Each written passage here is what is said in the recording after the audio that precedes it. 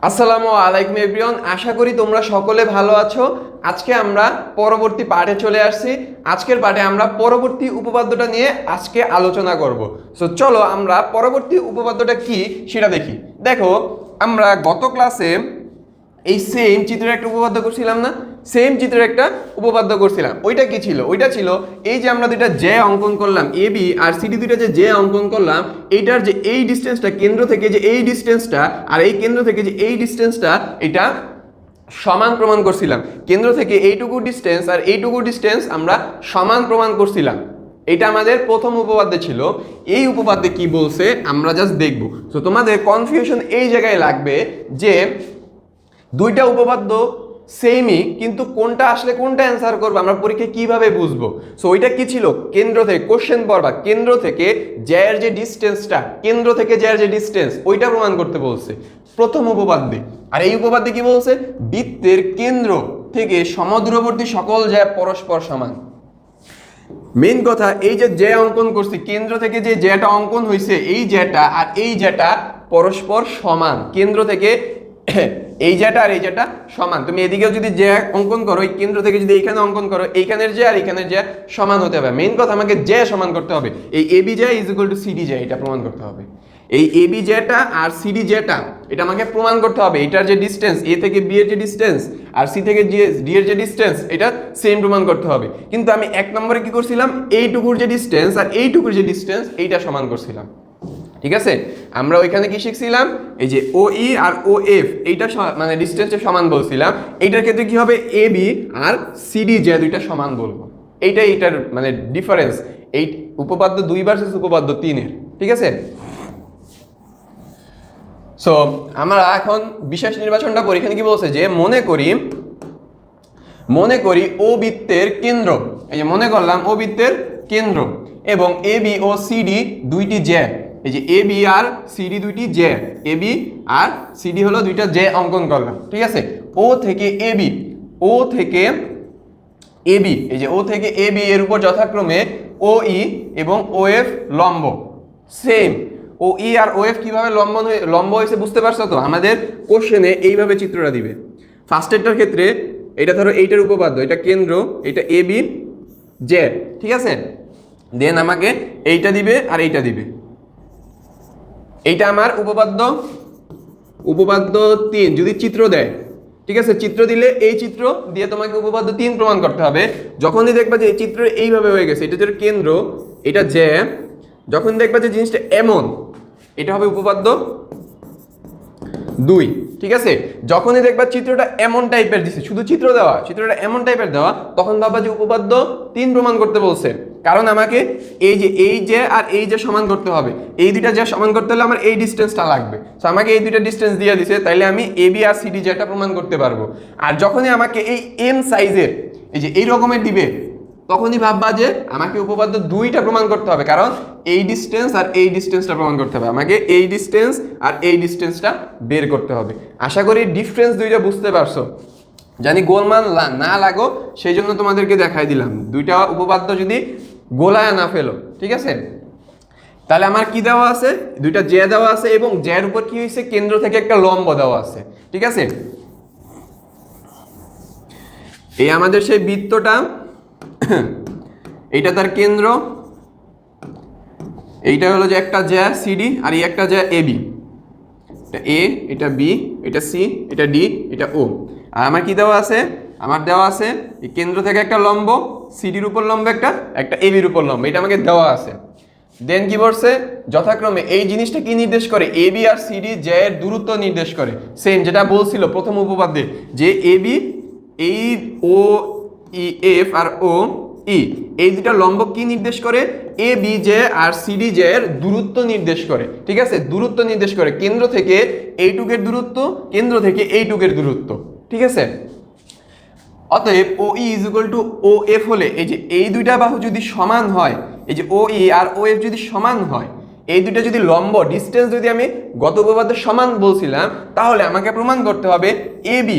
যখনই আমরা বলবো যে এই ও এফ আর ও ই দুইটা ডিস্টেন্স সমান, তখনই আমরা বলতে পারবো এই এ বি যে জ্যাটা আর এই সিডি এই জ্যাটা সমান। আমরা ওই উপপাদ্যে জাস্ট এইটুকু করছি।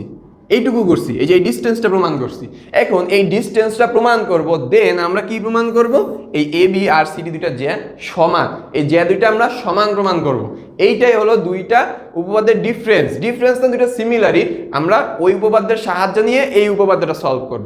সো যারা এই ভিডিওতে নতুন আসছো তারা আগে উপপাদ্য দুইটা শেষ করে আসো, ওইটা যদি বুঝো দেন এইটা তোমাদের বুঝতে সহজ হবে। আমি ওইটার উপর ডিপেন্ড করে এইটা বুঝাবো। সো যারা নতুন আসছো তারা আগে ওই ভিডিওটা দেখো, তাহলে তোমাদের বুঝতে ইজি হবে। যারা বুঝবা না তারা আগে ওই ভিডিওটা দেখো, এই ভিডিও দেখলে হয়তো একটু বুঝতে অসুবিধা হতে পারে তোমাদের, ঠিক আছে? সো আমাকে এটা প্রমাণ করতে বলছে, দেন আমরা কি করলাম, ও এই যে সরি এইটা বৃত্ত ছিল, এটা তার কেন্দ্র ছিল, এই দুটো লম্ব ছিল।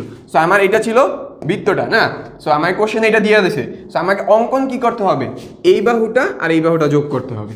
এই দুই বাহু যদি যোগ করি সেম, তাহলে এই ডিস্টেন্স প্রমাণ করতে পারবো, এই বাহু প্রমাণ করতে পারবো, ত্রিভুজটা সমান বলতে পারবো, এইটুক যখন সমান বলবো এইটুকু সমান হয়ে যাবে। সো প্রমাণ আসতেছে, তোমাকে বললাম যে কি করতে হবে অঙ্কনে। আমরা জাস্ট কি করলাম, যে কেন্দ্র থেকে এইটুক যোগ করলাম আর এইটুক যোগ করলাম, এই যে এই বাহু যোগ করছি আর ও এই বাহুটা যোগ করছি। এইটাই ছিল আমার বিশেষ নির্বাচন এবং অঙ্কনের ব্যাখ্যা। সো আশা করি এই বিশেষ নির্বাচন আর অঙ্কনটা তোমরা বুঝতে পারছো।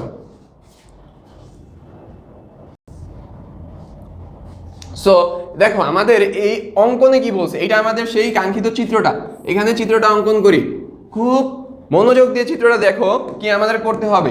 এটা ছিল তার জ্যা দুইটা, এটা তার কেন্দ্র থেকে লম্ব অঙ্কন করছিলাম, দেন কি করছিলাম, এই বাহু আর এই বাহু যোগ করছিলাম, এটা ও, এটা এফ, এটা ই, এটা এ, এটা বি, এটা সি, এটা ডি। এই ছিল আমাদের সেই কাঙ্ক্ষিত চিত্রটা, এই ছিল আমাদের সেই কাঙ্ক্ষিত চিত্রটা। এখন কি বলছে, সেম যদি উপপাদ্য দুইটা বুঝে থাকো, এখানে সেম দেখে দেখো, ও ই এ বির উপর লম্ব, এই যে ও ই লম্বটা কার উপর, এ বির উপর। আমি এখন বুঝাবো না, জাস্ট বলতেছি যে এই যে জ্যা আঁকলাম, জ্যা থেকে কেন্দ্র থেকে যখন আমি একটা জ্যার উপর দূরত্ব টানবো সেটা কার উপর লম্ব হবে, এই এ বি জ্যার উপর। কেন্দ্র থেকে যখনই কিছু টানবো সেটাই হবে লম্ব, তার লম্ব। তাহলে ধরো ও এফ, এই যে ও ই, এটা কার উপর লম্ব, এ বির উপর লম্ব। এটা আমি উপপাদ্য 2 এ আলোচনা করছিলাম। সো ও ই লম্ব কার উপর, এ বির উপর। সেম ভাবে ও এফ, এই যে ও এফ কার উপর লম্ব, সিডির উপর। কেন্দ্র থেকে যখনই কোনো কিছুর উপর ফালাবা তার উপর সেটা লম্ব হয়ে যাবে, ঠিক আছে? তাহলে ও এফ লম্ব কার উপর, সিডির উপর, ও ই লম্ব কার উপর, এ বির উপর। সুতরাং কোণ ও ই এ, কোণ ও ই এ এটা কি 90 ডিগ্রি না? যখনই লম্ব হয়ে গেছে তখনই ওই কোণটা সমান হয়ে যাবে, যখনই এটার উপর লম্ব হয়ে গেছে তখন এই কোণটা সমান এই কোণ হয়ে যাবে, ঠিক আছে? এই কোণ আর এই কোণ সমান হয়ে যাবে, ঠিক আছে? কারণ সমকোণী ত্রিভুজ, এটা কি 90 ডিগ্রি। যখনই কিছু লম্ব হয়ে যাবে এই কোণ আর এই কোণ 90 ডিগ্রি হয়ে যাবে, কারণ সমান দুই ভাগে ভাগ করছে। তাহলে এই পুরাটুকের মান কত, 180 ডিগ্রি। সরলরেখা কোণের মান কত, 180 ডিগ্রি। যখনই লম্ব হয়েছে তখনই কি এইটুকু অংশ আর এইটুকু অংশ সমান, যখনই সমান হবে তাহলে এই কোণের মান আর এই কোণের মান যখন যোগ করবা তাহলে সমান হবে। সো এই কোণের মান আর এই কোণের মান সমান হলো, সো এই কোণ আর এই কোণ সমান হলো। তাহলে কোণ ও ই এ, এই যে ও ই এ আর ও এফ সি, ও এফ সি, এই যে এই কোণ আর এই কোণ আমি সমান বলতে পারলাম। কারণ কি, আমার এটা লম্ব, ও ই আর ও এফ বাহুটা লম্ব কার উপর, এ বি আর সি ডির উপর। তাহলে আমি এই কোণ আর এই কোণ সমান বলতে পারি।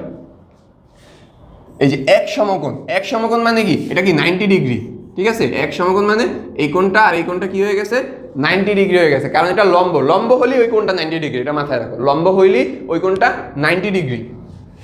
যখনই আমাদের ওই কোণটা কি হলো, একটা কোণ, এই যে একটা কোণ তৈরি হলো না, এখানে একটা কি কোণ তৈরি হয়েছে, এখানে একটা কি কোণ তৈরি হয়েছে। এই কোণটা কি নির্দেশ করে, একটা ত্রিভুজ নির্দেশ করে। যখনই এই জিনিসটা কোণ তৈরি হয়ে গেছে, দেন আমি কি এখানে একটা বাহু যোগ করছিলাম, মনে আছে? এই বাহুটা যোগ করার ফলে এটা কি হয়ে গেছে, একটা সমকোণী ত্রিভুজ হয়ে গেছে না? এইটা আর এটা কি একটা সমকোণী ত্রিভুজ হয়ে গেছে না? এটা আমরা কি একটা সমকোণ বাইর করছি, সমকোণের যে ত্রিভুজ উৎপন্ন হয় সেটাই হলো সমকোণী ত্রিভুজ। যে কোণ সমকোণ নির্দেশ করে ওইটাই সমকোণী ত্রিভুজ। তো এখানে আমাদের সমকোণ উৎপন্ন হয়েছে, তাহলে এই ত্রিভুজটা এই ত্রিভুজটা সমকোণী ত্রিভুজ। তাহলে ও এ ই ত্রিভুজটা ও সি এফ বা ও এফ সি বা ও এ ও ই এ বা ও এ ই, যেটাই বলো তোমরা, ঠিক আছে? ত্রিভুজের ক্ষেত্রে তোমরা ঘুরায় বেচায় বলো, বাট কোণের ক্ষেত্রে যেখানে কোণটা উৎপন্ন হবে ওইটা মাঝখানে রাখতে হবে। যেমন এখানে ই আছে, এর উপর কোণ উৎপন্ন হয়েছে, তাহলে তোমাকে ও ই এ বলতে হবে। তুমি ও এ ই বললে 90 ডিগ্রি হবে না, এটা সমকোণ হবে না, ঠিক আছে। তুমি যদি ও এ ই বলো এটা সমকোণ হবে না, তুমি যদি ও ই এ বলো তাহলে সমকোণ হবে, কারণ ই তে 90 ডিগ্রি উৎপন্ন হয়েছে, ঠিক আছে। এইটুকু আশা করি বেসিক ধারণা, তোমরা 7-6-7 পড়ছো এগুলো। সো আমাদের সমকোণী ত্রিভুজে সমকোণে একটা সমকোণী ত্রিভুজ উৎপন্ন হয়েছে, কারণ আমরা এখানে সমকোণ পাইছি, দুইটা সমকোণ পাইছি। সো সমকোণে 90 ডিগ্রি পাইছি। সো এই ত্রিভুজটা কি হবে? সমকোণী ত্রিভুজ। এই যে এই দুইটা ত্রিভুজ দ্বয়ের মধ্যে এই যে এই ও এ আর ও সি বাহু কেন সমান? এই ও এ আর ও সি বাহু সমান কারণ এই ও এটা বৃত্তের ব্যাসার্ধ আর ও সিটা বৃত্তের ব্যাসার্ধ, দুইটাই বৃত্তের ব্যাসার্ধ, প্রত্যেকটা বৃত্তের ব্যাসার্ধই তো ওই বৃত্তের সমান, কারণ একটা বৃত্তের ভিতরেই তো সবগুলা ব্যাসার্ধ সেমই না, ডিস্টেন্সও সমান। সো এটা আমি প্রথম উপপাদ্যে আলোচনা করছিলাম যে ও এ আর ও সি এটা কি দুইটা বৃত্ত সমান, দুইটা বাহু সমান, কারণ কি এটা বৃত্তের ব্যাসার্ধ। এই যে অতিভুজ ও এ, এখানে কি হলো যে অতিভুজ ও সি আর ও এ এটা কি হবে? বৃত্তের ব্যাসার্ধ। এটা কি অতিভুজ না সমকোণী ত্রিভুজের? এটা কি অতিভুজ, এটা কি ভূমি, এটা কি লম্ব, এটা কি লম্ব, এটা ভূমি, এটা অতিভুজ। তাহলে অতিভুজ ও সি আর অতিভুজ ও এ কেন সমান? কারণ এটা বৃত্তের ব্যাসার্ধ। এই যে O E is equal to O F, এই যে এই বাহু সমান বললাম, এই বাহু সমান বললাম, এই বাহু সমান বললাম, এই বাহু সমান বললাম, সরি এই বাহু সমান বলি নাই, আমি কোন কোন বাহু সমান বলছি? ও ই আর ও এফ সমান বলছি ফার্স্টে, দেন এই যে ও এ আর ও সি সমান বলছি। অতিভুজটা কেন সমান বলছি? কারণ এরা বৃত্তের ব্যাসার্ধ। এই যে এই একটা বাহু, এই একটা বাহু আর এই একটা বাহু সমান বলছি, ঠিক আছে। এই যে এই দুইটা বাহু যখন সমান হয়ে যাবে তখন যে আমি এই সমকোণী ত্রিভুজ দুইটা ধরছিলাম, এই সমকোণী দুইটা ত্রিভুজ, এই যে এই ত্রিভুজটা আর এই ত্রিভুজটা সমান হয়ে যাবে, ঠিক আছে। এই ত্রিভুজটা আর এই ত্রিভুজটা সমান হয়ে যাবে যখনই এই দুইটা ত্রিভুজ সর্বসম হয়ে গেল, এর একটা বাহু বাকি আছে না, এই যে এই বাহুটা বাকি আছে না, তাহলে এই এ আর সি এফ বাহুটাও সমান হয়ে যাবে। যখনই বলছিলাম সর্বসম হওয়ার পরে কি ঘটে? সর্বসম হওয়ার পরে কি ঘটে? সর্বসম হওয়ার পরে যে বাকি বাহুটা থাকে ওই বাহুটা অটোমেটিক আমাদের সমান হয়ে যায়। তাহলে কি এই বাহুটা সমান হয়ে গেছে, কারণ কি আমাদের এই দুইটা ত্রিভুজ সর্বসম হয়েছে কেন? আমাদের এই বাহুটা, এই যে এই বাহুটা আর এই বাহুটা সমান পাইছি, দুইটা বাহু যখন সমান পাবো তখন আমি ত্রিভুজটা সর্বসম বলতে পারবো। ত্রিভুজ যখন সর্বসম বলতে পারছি তখন 3 নম্বর বাহুটা আমাদের অটোমেটিক সমান হয়ে যাবে। এই দেখো A E is equal to C F, এই যে এ ই বাহুটা আর সি এফ বাহুটা সমান বলতে পারলাম। অতএব এ ই কি? কার অর্ধেক? এই যে এ ইটা ফার্স্টের উপপাদ্যে বলছিলাম এ ইটা কার অর্ধেক? এই এ বিটার অর্ধেক, এই এ বির অর্ধেকই তো এ ই। সেম ভাবে সি এফটা কার অর্ধেক? সিডির অর্ধেক। বলছে কি যদি উপপাদ্য 2 না ভালো করে না বুঝো তাহলে এটা একটু কম বুঝবা, ঠিক আছে, বুঝতে অসুবিধা হবে। আমি বলছিলাম কি এইটা কার অর্ধেক? এ বির অর্ধেক। সি এফটা কার অর্ধেক? সিডির অর্ধেক। এই যে সি এফ সিডির অর্ধেক, সুতরাং half of A B is equal to half of CD. এই যে এই বাহু আর এই বাহু যখন আমি সমান বলতে পারলাম, এই দেখো half of A B is equal to half of CD, এই দুটো যখন আমি সমান বললাম, কারণ কি A E is equal to C F, এই দুটা বাহু যখন সমান তাহলে তার যে মানটা হাফ অফ এ বি, এইটা কার মান? হাফ অফ এ বির মান, আর এই সি এফটা হাফ অফ সিডির মান। সো যখনই আমি এই এ আর সি এফ সমান বললাম, হাফ অফ এ বি আর হাফ অফ সিডি সমান বললাম, তাহলে দেখো এই হাফ অফ কাটতে পারি, তাহলে আমরা কি লিখতে পারি? এ বি আর সিডি যে দুটা সমান, এই এ বি আর সিডি, এই যে এ বি আর সিডি যে দুটা সমান, যখনই আমি এই এ আর সি এফ এটা কার অর্ধেক? এ বির অর্ধেক, সি এফটা সিডির অর্ধেক। সো যখনই আমি হাফ কাটতে পারি তখনই আমাদের এই যেটা আমি প্রমাণ বলতে পারি, কারণ কি এইটুকু আর এইটুকু যোগ করলে না এইটুকু ডিস্টেন্সটা হবে। আমি যদি এইটুকু সমান বলতে পারি তাহলে আমি পুরাটা যদি এই দুটো যদি আমি যোগ করি তাহলে আমি এই এ বি আর সিডি দুইটা যে সমান বলতে পারবো। আশা করি তোমরা বুঝতে পারছো, যে এই যে ও এফ ফার্স্টে প্রমাণ করলাম কি ও এফ লম্বটা এই দুইটা সমান, এই সমান হওয়ার পরে এইটা প্রমাণ করলাম যে ও সি আর ও এ সমান, ঠিক আছে। ও সি আর ও এ যখন সমান বললাম, আচ্ছা পুরো একটা রিভিউ দিই তোমাদের। এই উপপাদ্যটা আর উপপাদ্য 2 সেম। তো আমাদের এইটা ছিল আমাদের বৃত্ত, ঠিক আছে, এটা আমাদের বৃত্ত, এইটা যে এইটা ছিল তার কেন্দ্র থেকে এইটা অঙ্কন করলাম, দেন এটা এ, এটা বি, এটা সি, এটা ডি, এটা ও, এটা এফ, এটা ই। ফার্স্টে আমি কি বলছি যে এই দুইটা এবি যে অঙ্কন করছি, অঙ্কন করার পর কি বলছি যে কেন্দ্র থেকে আমি এবির উপর লম্ব অঙ্কন করছি। কেন্দ্র থেকে যখনই আমি কিছু টান দিব, কোনো কিছুর উপর ফালাবো, সেটা তার উপর লম্ব হয়ে যাবে। তাহলে এটা লম্ব কি করলো, এই যেটা, এই যে এবি যেটা সমান দুই ভাগে ভাগ করছে, তাহলে এই এই আর সিএফ এই দুইটা সমান হয়ে গেছে। এই যে এই আর বিএফ এই দুইটা সমান দুইটা অংশে ভাগ হয়েছে।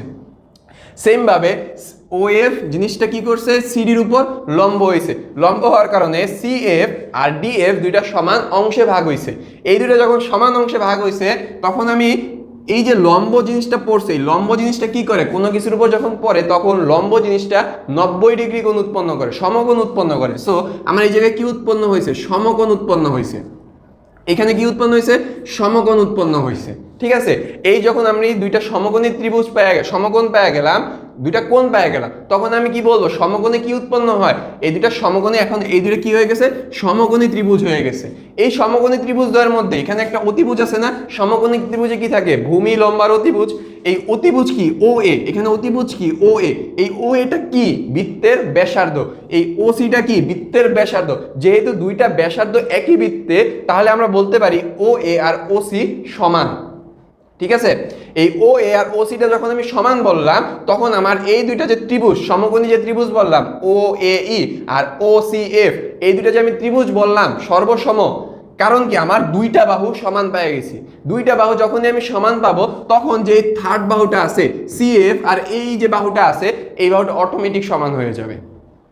এই সিএফ আর এই যে সিএফ আর এই এই দুইটা বাহু যখন সমান হয়েছে, এই সিএফটা কি, হাফ অফ এ বি না, এই সিএফটা কি হাফ অফ এ বি না, এই যে সি এ এটা সরি সিএফ না, এ E is equal two CF, এই যে এ বি সরি সিএফ, এই যে এ ই, এই যে এইটুকু, এই যে এইটুকু, এইটুকু, এইটুকু is equal to half of CF, এই যে এইটুকু না, এইটুকু তো বললাম। এখন কি এইটা কার অর্ধেক, এই এ বি যেটার অর্ধেক না, তাহলে এ এর জায়গায় আমি কি লিখতে পারি, হাফ অফ এ বি লিখতে পারি এ এর জায়গায়। আর সিএফ এর জায়গায় কি লিখতে পারি বলো, সিএফ কার অর্ধেক, সিডির অর্ধেক, তাহলে কি লিখতে পারি, হাফ অফ সিডি। এখন জাস্ট একটু ক্যালকুলেশন, এখানে হাফ আছে এখানে হাফ আছে, দুই পাশে যদি হাফ থাকে কাটাকাটি করতে পারি।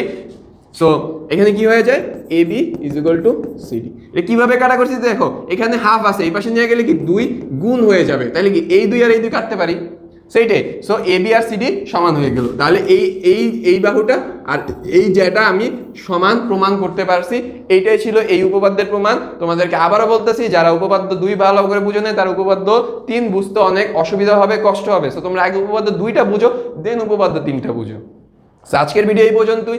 এই দুইটা উপপাদ্য খুবই ইম্পর্টেন্ট, খুবই ইম্পর্টেন্ট, খুবই ইম্পর্টেন্ট। সো তোমরা খুব মনোযোগ দিয়ে শিখো, দেন নিজে প্র্যাকটিস করো, দেন দেখবে অটোমেটিক মুখস্থ হয়ে গেছে, পরীক্ষা আসলে যেভাবেই আসুক তোমরা অ্যান্সার করতে পারবা।